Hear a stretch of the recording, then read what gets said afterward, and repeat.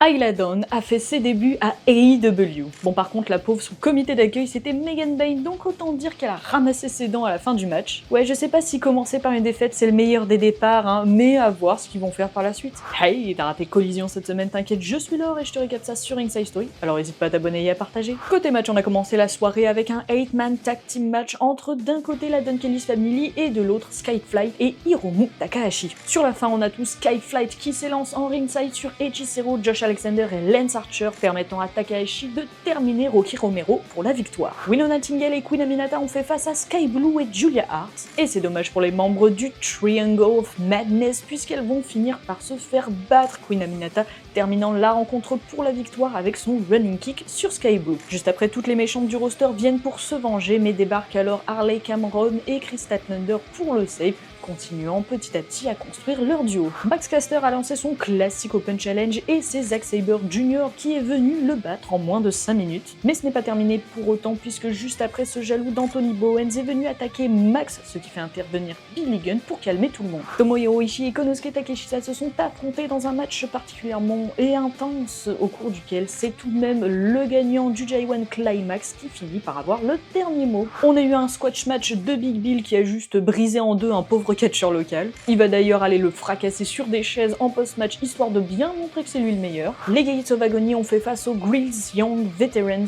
match qui terminera par une victoire des nouveaux potes de Ricochet sans grande surprise. Et enfin dans le Main Event, Paragon a affronté les Young Bucks qui se font toujours victimiser par la prod des AEW. Et ils ont beau ne plus être EVP, ils ont pourtant toujours des potes. Dan Callis et Kazuchika Okada débarquent pour mettre à terre Paragon, ce qui va permettre aux Young Bucks de repartir avec la victoire. La baston continue en post-match bien sûr, mais Swerve Strickland fait son entrée, mais malheureusement en 1 contre 3, même lui peut pas faire grand chose. Le show se termine donc sur une célébration des Bucks et de la Don Callis Family. Et enfin, alors qu'on nous tease doucement le retour de Hook, les Death Riders ont aidé Chris Statlander à récupérer son argent suite à sa victoire lors du 4-way match qu'elle a eu plus tôt. Continuons de teaser une forme d'alliance, je sais pas, peut-être. Et voilà, tu as tous les moments importants du jour, retrouve plus de récap et plus de contenu sur nos différents réseaux, et à la prochaine.